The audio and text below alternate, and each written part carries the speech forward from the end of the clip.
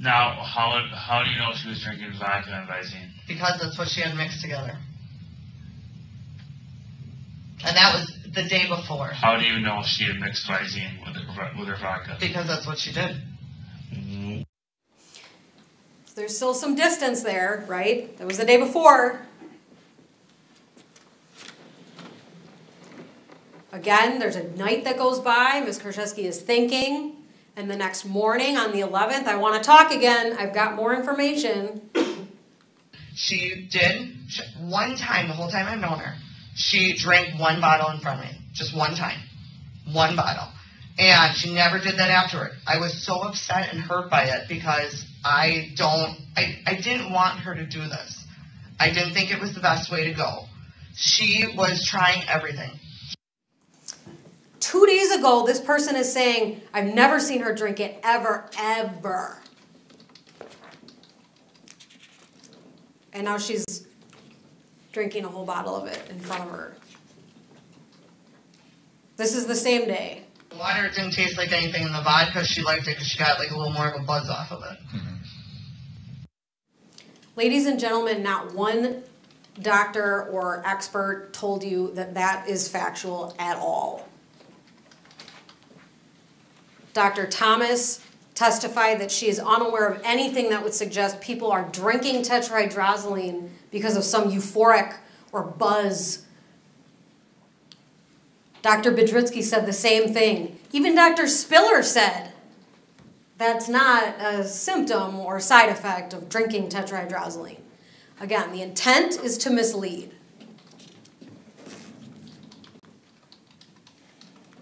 Knowing she wants it. Once I put in 2 drops for her. Okay. Once. In what? In her vodka. Okay. And once was how long before that? That was a month and probably 4 weeks. 3-4 weeks before. That was the only time I ever did it. Ladies and gentlemen, when you determine credibility, you have to consider whether the source of the information has an interest in the outcome. This is the last version that you're left with. Oh. That bottle of water right there had in six Visines. How do you know that? Because that's what she put in it. When? She told me the 3 days before I threw it out. And she asked for it that morning. Did you give it to her? Yeah. I ask you, ladies and gentlemen, can you even rely on that?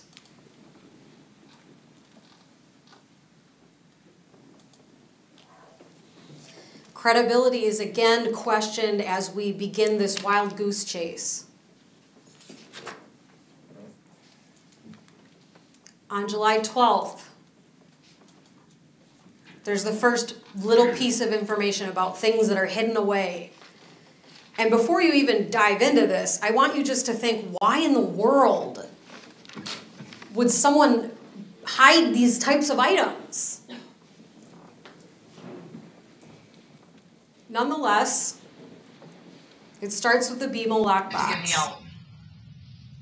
Okay. That's what I'd like. Okay.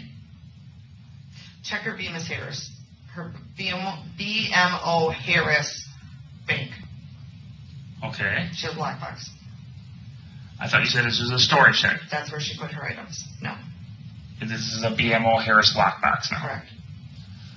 I didn't give any specifics for a reason. You said a storage shed. I said it's not in my name. So in a lockbox, there is a gun. No. Where's the gun? I said she has her stuff and I have my stuff. Ladies and gentlemen, on July 12th, when Ms. Kurczewski tells Aaron Hoppy to look in that BMO lockbox, she absolutely knows it's empty.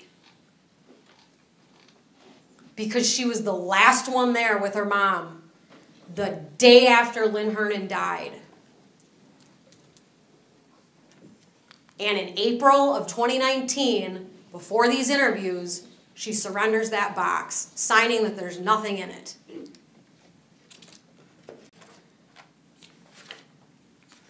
Shift the focus. Look at things that don't matter.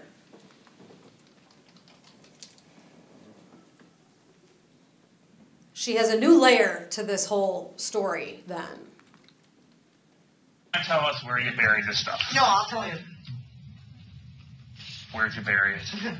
It's in Whitnall Park. Whitnall Park. That's where my buddy used to be buried. It's behind my mom's apartments.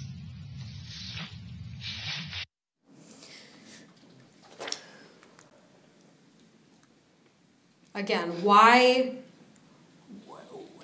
so in theory there, instead of telling anyone what happened, I'm going to keep it quiet, and I'm going to save some of this stuff in case Lynn Hernan does die, and then after she's died, and I've lied about how she died, I'll have it buried. You can't even connect it in a logical way if you try. It does get muddy and swampy certain times of the year. It wasn't when I went. I did this literally before she even passed. So, and it was all together in 3 Ziploc bags.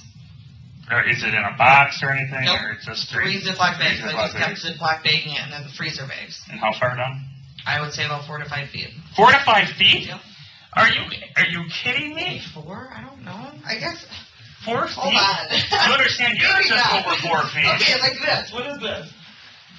I'm not good with Okay, that. that need 2? Okay, holy shit, I'm at 4 feet. Yeah, I guess you're right. That is like my... Yeah, but you put Anyone stop? If you give me more a like... body in there or something? I'm one of those people sometimes, like, I'm better, like... I have roads. I'm Like, I can't tell you roads, but I can show you. Yeah, I guess that's true. I'm 5'11". Ladies and gentlemen, Miss Kurczewski is not stupid. She knows the difference between 5 feet and 18 inches. But Detective Hoppy wasn't buying it, so the story changes. Law enforcement attempts to find these things every time she says they exist. Metal detectors and detectives out in parks looking for rocks over burial sites. Her initial claim of a storage shed somewhere comes up again on the 16th. The storage shed, Jessica. I know there's a storage shed. There isn't. I swear to God, there's not a storage shed. I put on everything. I just said that because I thought by saying that would help me get out. I swear to you on everything. She thought it'd help her get out of trouble.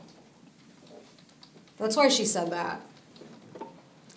Ladies and gentlemen, the reality of Jessy Kurczewski looks a lot different than this person in Exhibit 206 crying about a lost burial site.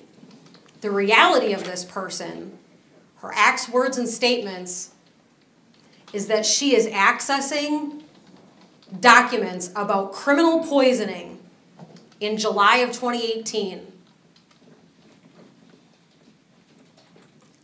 and deleting them in February of 2019. Household poisons.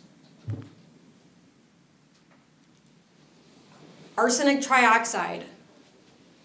Ladies and gentlemen, what else do we know happened right around February of 2019 in this case? Right in here. The medical examiner wouldn't talk to her anymore.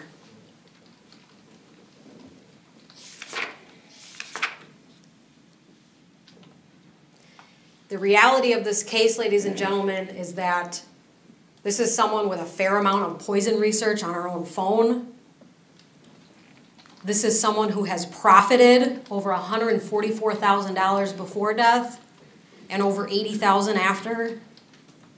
This is someone who misleads others when she's in hot water. I submit to you, ladies and gentlemen, that Ms. Kurczewski thought she would get away with this or be able to talk her way out of it. But the reality of this is that the cause of death is a poisoning, and the manner of death is a homicide. At the time Lynn Hernan died, she was worth more to Ms. Kurczewski dead than alive. And this person that you heard about, this loving person on the left, did not kill herself.